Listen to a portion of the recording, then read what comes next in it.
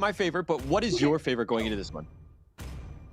I'm liking Todak's draft. It's like it paints a really clear picture because with Bigetron Alpha, it's like Create that space.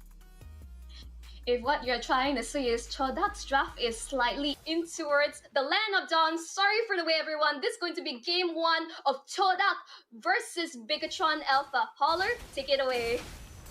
All right, we're going to go in. This is going to be the second series, game 1. We're finally here into the game. Bigetron Alpha going up against Todak Esports here. Just kind of, this is the series that we wanted to see, right? Exactly how does Todak match up against all of the, the Bigetron Alphas of the world? Bigetron Alpha off a 2-0 lead or 2-0 game series from MPL Indonesia. They've done quite well at getting themselves in this. And it looks like they want to start things off and just fight. Hazelnut has to flicker just to safety. He gets away. Yep, just straight off, I would say both teams are definitely not the let go of this aggression early on. They're aware of what's at stake. You can see that Super Ken just farming as much as can. And remember, everyone, you can watch live in Jakarta the mobile challenge finals. But overall, Yumi taken very low. He's going to be first blood. Just off the bat. Super Ken will secure that one. Yeah, that's the way to do it, right? They knew he was low. He had no real chance to get away and ensure that they got the kill right here. But, for some reason, the score is not being updated on that one. But yes, that was a first blood going the way of Super Ken. That's something that you want and you don't want to see as a Todak fan.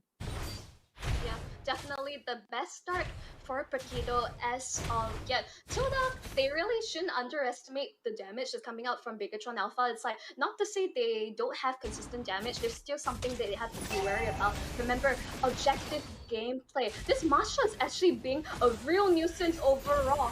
Malik just zoning the members out. This is going to be the first turtle being contested. Malik, for now, I think overall he's a good position to take it. As long as Super Vin does not land the Divine Judgment to him, he is looking for it. Astral Echo has been popped to reveal the vision of the side of Todak. They will back off for now. Yeah, no real, I mean, you don't need to force it, right? Amos is a little low. He's going to be backing off. He's about half-life. But there's the Tyrant's Revenge. That's going to knock him up. Super Vin is going to go down. Malik will secure that one. Carrizo's on the prowl, trying to just focus on the attention onto Malik. But I don't know if that's the right target. Now Zarizo's getting bursted. He's down to his last C-bar. He's getting knocked up. He gets blown up. Malik is doing it. And now this is going to be an easy turtle going the way of Todak. 3 HP bars, that's not gonna matter if you're gonna be you stay for too long, you don't manage it well, you're gonna be bursted down from the side of Todak. This is something that BTR has to be worried about. And this is looking to be a really good start for Malik, 2-0-0. This is something that, as Bigetron fan, you don't want to see from Todak. Yes, and I mean, it's fine. I think they've, Todak have done what they wanted to do. They've got 2-1. It's a negligible net worth lead at this point. But they're putting themselves in a pretty decent position. Bigetron Alpha wanted to get, they wanted to kind of make sure that they have a decent laning phase. They've done that with that first blood from Super Ken. But now they've got 4 members of Bigetron Alpha. They got the Tyrant's Revenge. He's been knocked back into the Echo, though. And I think Super Vin is not going to get the actual Divine Judgment off. And it looks like everybody's going to disengage. Ulting there with Novaria, but deciding to just disengage because just to know, Bigetron Alpha, they were in a numbers advantage on top side.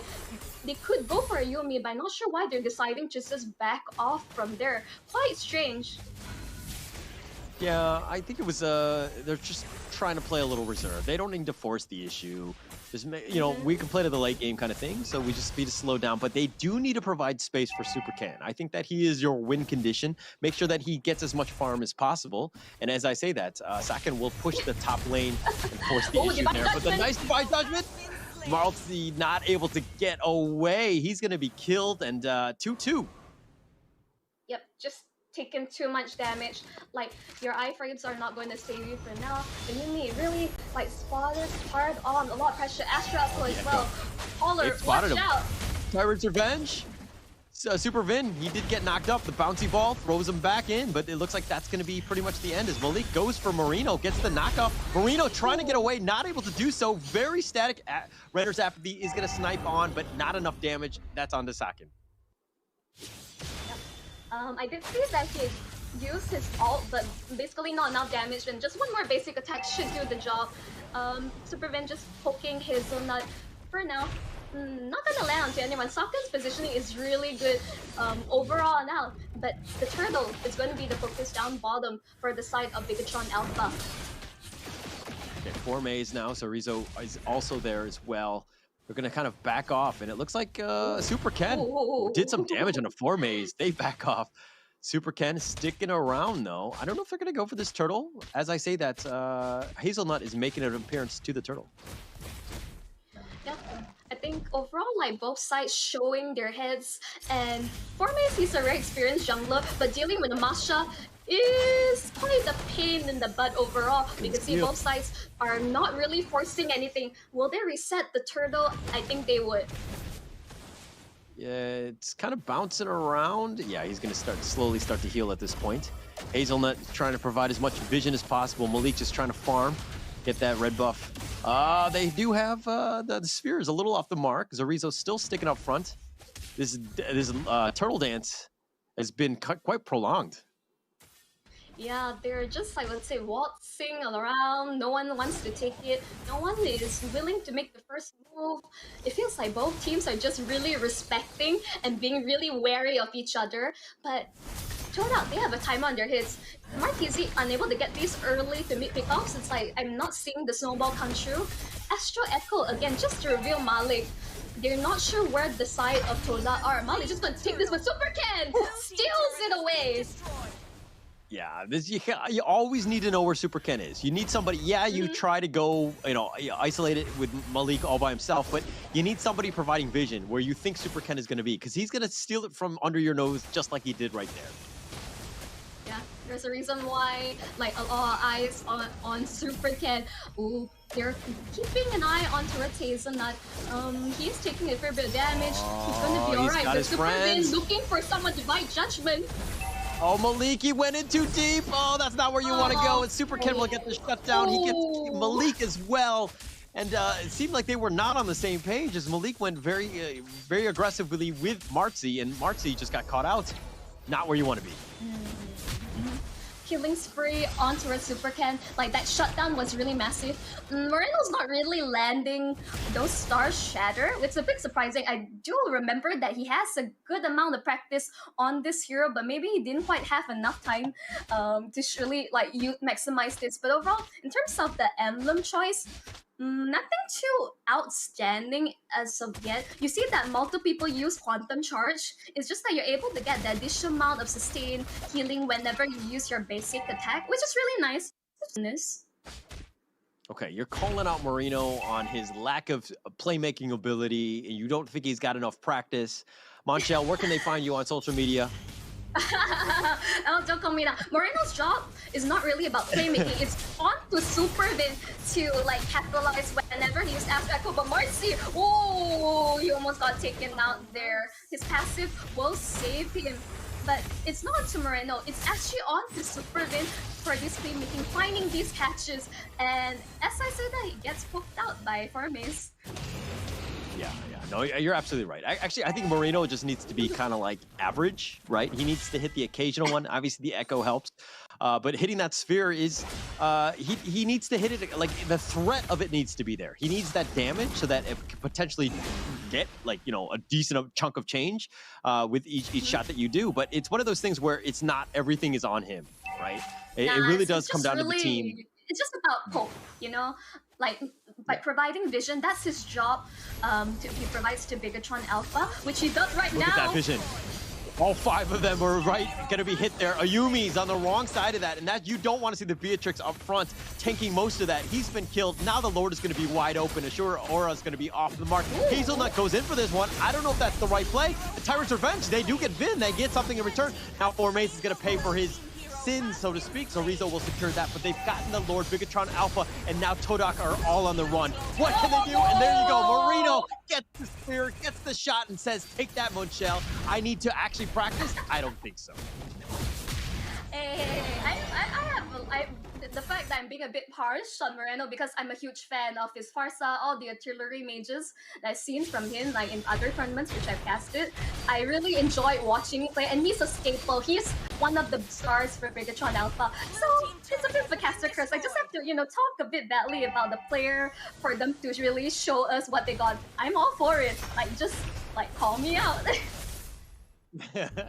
Well, you called him out. You forced the issue, and he's like, all right, I'm going to start making plays. I'm going to be second on the damage leaderboard here, just under Super Ken. But it's one of those things where, yeah, you can hit it, but the one time that you do, you're going to get a kill like that. And that's what they need. It pretty much, Bigetron Alpha, the rest of the team really need to step up and make sure that he has a good game. But the pressure is not on Marino to make all the plays. Definitely, Astra Echo. Oh, he's dead. Hazelnut is just dead. The Lord just crashing down. Judgment. Petrified by onto multiple people. Well, Zorizo is going to be killed, and Uyumi, that's actually a good trade for him. He wanted to do it, but Formaze is going to be killed again. Marino with another snipe shot, but it's 2-3. Bigetron Alpha actually the losers, although they did a little chip damage on that T3 top. Martisi, that was... Whoa, that Petroid knockup onto multiple people. Bigetron Alpha, you're forgetting there's a Kadena on the opposite side. That was a bit of overconfidence from Bigetron Alpha. As we're we're praising one team and then the other happens. Oh my goodness, caster curse across the board. Well, Ayumi, that was one of those things where the positioning was better. He was in the back. He was getting some good shots in. That's what you want to see more of, not like the other one where he got killed and he was kind of out of position altogether. Ayumi needs to be protected, right? He's the one that's going to do most of that damage. You have the rest of your team to kind of keep that control, but it's one of those situations where you got to understand the limits of your team. The team coordination has got to be on point. Even though that slight misstep from Bigetron just grouping up a bit too much, but they still have the map pressure across the board. You can see that the fact that Todak has not secured any turrets whatsoever is very worrying for the Swordfishes. Yeah, pretty rough situation there. I mean, they've gotten one objective in the turtle in that sense, but they really haven't had that space, right? Bigetron Alpha, from the beginning, has, from that first blood from Super Ken, just almost throughout, they've kind of been really aggressive. But as I say that, Super Ken gone on here, but you have that T1 mid to kind of bounce back off on. Dorizo going in, he focuses on Formaze, and it looks like he's going to back off here. Yeah, I think just go for the objectives. There's no need to force anything as of yet. It's like 5v5 situation, but the Bigetron obviously, they have the pressure and they're going to they get the Lord just like that. Yeah. This game is starting to get overall just really strong, yeah. Yeah, very strong, but their decision making for Bigetron Alpha are on point.